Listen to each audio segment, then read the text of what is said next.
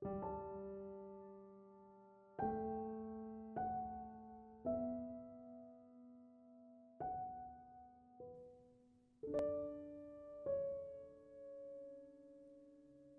new EV from Mercedes-Benz is officially announced on 15 April 2021. Many detailed informations specifications are released officially. EQ is the prefix of the product line, S is the class of the car. Yes, this is the S class of the EV from Mercedes-Benz. In fact, there are EQA, EQC, EQB, and EQV footage are found in the internet. Moreover, the EQE and EQR are also rumored. First, talk about the appearance. The design is named one bowl proportions. There is no complaint that this makes the lowest wind resistance or drag coefficient equals to 0.2. This factor is very important, especially when the car is traveling in high speed more than 100 km/h. It is not difficult to understand that a bowl shape when look at the side of the car. It means the rim on the top and the bowstring at the lower side. It will like a luxury high-speed bullet train for 3 passengers, and it really likes an aerodynamic vehicle. No sharp edges found around the body. Talking about the engineering components and specifications. This is the fundamental platform with the highest weight capacities in design. It defines the core of the EQ series of the Mercedes in the coming cars. It will be implemented this platform with some differences. 385 kW or 500 horsepower system power for the EQS 450 single-wheel motor, and later we'll have the 560 kW one, that is EQS 580 all-wheel drive. 100 kWh energy content compared with the Tesla Model Y is just 75 kWh. With this core and big battery, it makes 770 km WLTP range. In case you don't know WLTP, it stands for Worldwide Harmonized Light Vehicles Test Procedures. It is better than the NEDC, New European Driving Cycle.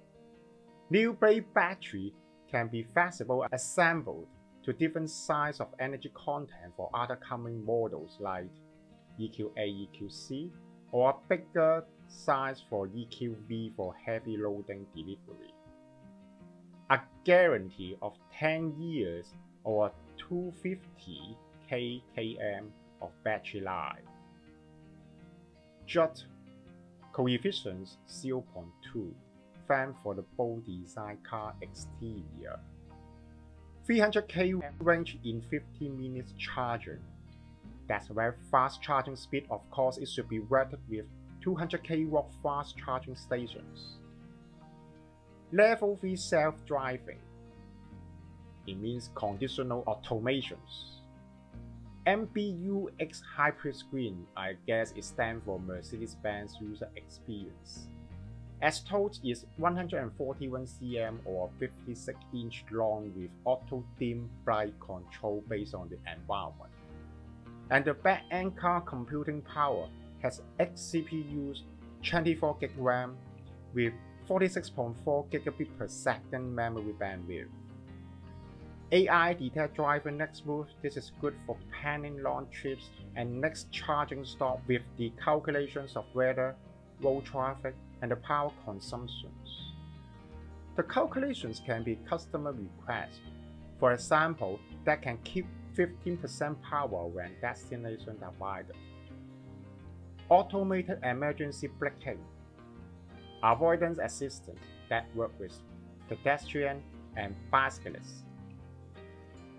Blind spot monitoring with rear seat exit warning.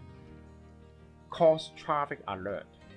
77-inch diagonal 3D head-up display, HUD. As told in the beginning of the official video, This is the first ever all-electric luxury sedan. What luxury item that this EQS equipped? Let me share to you something I found. Auto open door when driver approach. Auto close door by gesture. Can upgrade to executive wheel seat package. Has massage in the front seat. Ambient lighting with different color scheme. Two back passenger seats can have their own monitor mounted at the back of the front seat for their web browsing and media watching.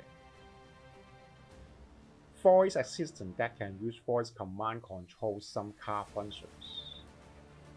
Fingerprint reader tied to different driver profiles. 15 speakers with 750 watts system from thermostat. Types of engine simulator sounds you can choose or keep the car silent. Power nap functions integrate your smartwatch to provide a best environment for you to sleep about. Set of acoustic with ambient light to generate comfortable environment. There should be more such luxury function features that today's S-Cars can have. Here comes my comments after my study of EQS. The big 3-point star logo seems to be indispensable in design. However, the front big circular 3-point star logo can be an odd little bit, especially when the back star panel is turned off. Just a big logo in the dark plastic plate is too contradict appearance.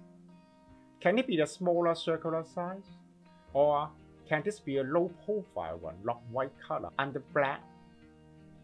Or make this logo virtual one that generated by black star panel too? For second day review those footage again, I start to accept that big logo now. I have tried to find many other photos from the web to compare the appearance of this front part. My conclusion is, when the back star panel is turned off, it should be downgrade the look and feel of the car. And the distribution does make the 3D sense of background to the 3-pointed star logo as well. When turned on, look much better. Unluckily, there are many off-panel scenes in the official video clips from Mercedes. It's just like the first versions of the Model S years ago. Regarding to the Hyperscreen, 3 different monitors behind one long glass. The center one is 17.7-inch big landscape in the middle, the biggest ever found in the Mercedes EQ9. I think it can be comparable with that of the Model S, which is 17-inch portrait. For the smaller monitors, at two sides are no need to explain, especially the driver one. The front passenger one, it should be good for media watch or browsing internet. I could imagine the passengers are sitting in the business class and enjoy their entertainment, should be movie usually. Of course, they can pair up with the anti-noise cancelling Bluetooth headsets to enjoy their audio separately. A big monitor design is very essential, especially for the map searching when both you are traveling or you pull off and planning your next destinations. Except Tesla, and I cannot remember which model of EV from other brands which have such big monitor yet. And I'm happy to find that the EQ has one with this layout presented. How to design the interior with such big monitor is always a challenge to a car interior designer. Is it good or not? We will see the user feedback later, or you may share your opinion below. Maybe the other EV manufacturers are not targeting luxury car and long road trip needs. Chatted with many EV recently, European new EVs are equipped with smaller monitors and keep using the physical buttons on the panels. First, they want to save costs in new panel design, manufacturing costs, and don't want to change the user, the driver behavior. This is not a revolutionary change of UI and UX like EQ. EQS and Tesla. As you know, there is a hard deadline of combustion engine car in many countries, and EV is the future of all people, all age groups. You may think about their old car model are using buttons to control car functions for decades, and now it turns to touchscreen with virtual buttons instead. Do you think everyone can accept new changes of operations, a new EV like Tesla or this EQS? For example, releasing the pedal will reduce the speed of the car that makes driver no need to use brake is a good function of the EV. But I don't think now all the drivers today can handle or accept this. They will need a longer time for learning and trying. Maybe I'm one of them cannot accept this change too. In fact, for the S-Class, there are really many luxury design and material used. Ergonomic are the best in the cars that should be kept. Don't forget that, especially in Hong Kong, people who buy S-Cars are not the driver usually. And what the good new functions and features for the driver will not be benefit to them. They are bosses, executives, and always sit at the back. Therefore, keeping the previous welcome user model looks and feels, especially the interior, is very essential in this transition period of combustion engine to EV. This EQS is just a demo. Basic bare one for the luxury customer, a first model to touch and feel in the showroom. They will customize their own and may be equipped with a bulletproof windows. This is what a Mercedes S-Class sales are welcomed and used to handle. For the price, I have heard from many videos clips that some said €100,000 or above, and this website tells me more accurate detail that expect the EQS 450 to be a little more expensive than the new S500, which costs $110,000, and S580 costs $170,000. But I bet the EQS 580 will start closer to the $130,000 mark. You may check with your local dealer soon. That's all for this topic today. So you find the above has a little bit useful of you, please do like, share, subscribe this channel. If you have more words to say, please feel free and discuss in below. Bye bye.